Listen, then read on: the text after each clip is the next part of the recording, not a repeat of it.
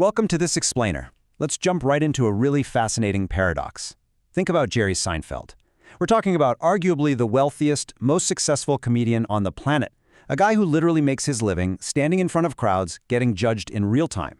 So how does he navigate all that modern, chaotic noise of public opinion? You'd probably think he has some massive, high-tech PR strategy, right? Well, actually, his secret weapon is thousands of years old. It's the ancient Roman philosophy of Stoicism. Which brings us to a rather jarring question. What happens 10 days after you die?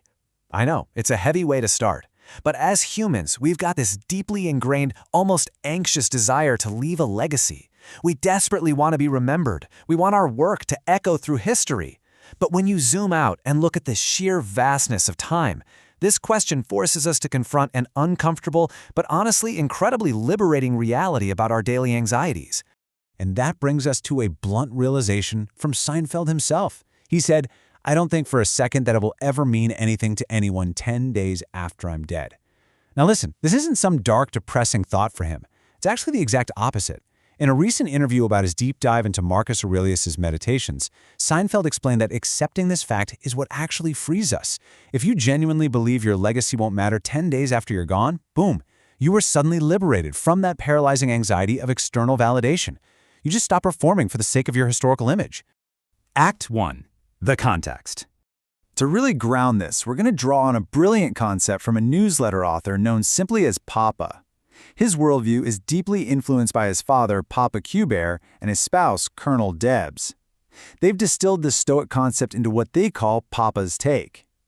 Basically, it's the philosophy of focusing entirely on the fruits of your labor, rather than being paralyzed by how your image is perceived.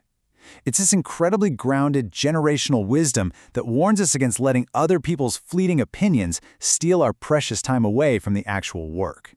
Think about it. If you're constantly obsessing over what people are saying about your work, especially today in our hyper-connected social media age, you completely paralyze your ability to create anything of value.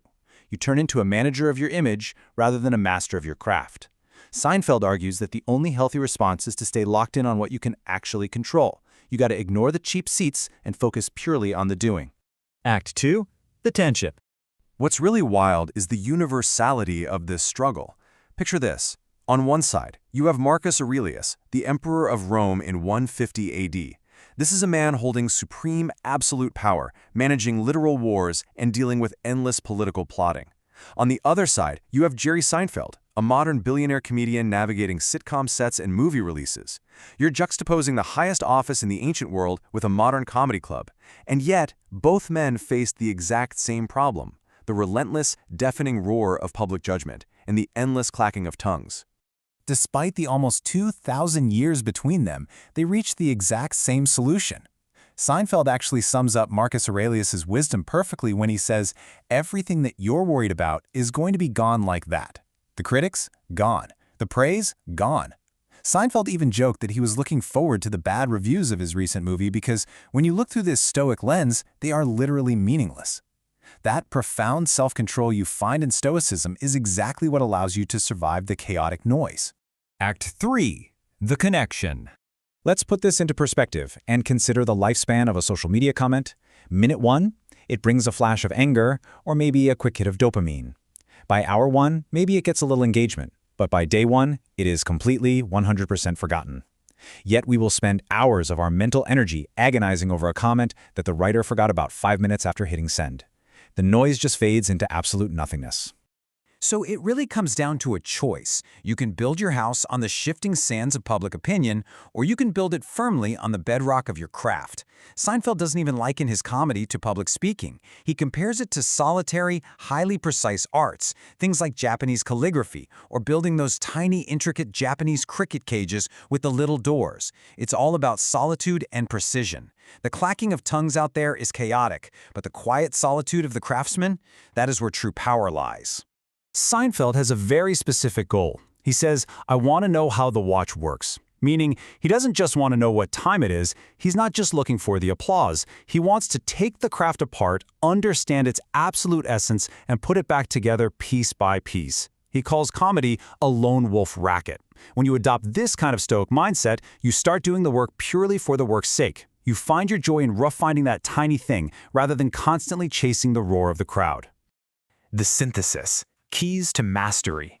Now, when Seinfeld was asked how he maintains the incredible energy required to perform at 70 years old and still ignore all that noise, he laid out a surprisingly pragmatic 3-step formula for a successful life. Step 1, transcendental meditation. Step 2, lift weights. Step 3, drink espresso. He even joked that he has an espresso machine with him absolutely everywhere he goes. It's a very physical, very actionable trio designed to keep your brain function and energy at peak levels, just so you can weather what he calls the bracket of struggle. What's cool is how meditation and exercise perfectly balance each other out here. On one side, you have meditation. Seinfeld calls it effortless rest. He compares it to sitting in a hot tub for the mind for just a few minutes a day to recharge your battery all the way to full white. On the other side, you have exercise, and this is necessary pain. It requires intense effort, and it intentionally puts pressure on your system. He believes that by regularly applying that physical pressure, you train yourself to operate far better under the daily pressure of life. Bringing this all together, mastery really requires a few core commitments. First, you have to focus intensely on the doing, not the perception. Second, aggressively filter out vanity and malice, because that is just the useless noise of the crowd. Third, and this is a really important caveat from Papa's take, you must remain open to useful feedback. If criticism reveals a real flaw in your craft, use it to get better. And finally, just ignore the rest of the noise. Ultimately, we're left with a final Papa-inspired question. Are you building your self-worth on the noise of the crowd or the quiet mastery of your craft? The crowd is always going to move on. The applause will always fade. And the cheap seats, well, they will always have something to say. But the work, that beautiful, precise, difficult work, is entirely yours to master. Thank you so much for joining me for this explainer. May you take this stoic clarity into absolutely whatever craft you pursue today.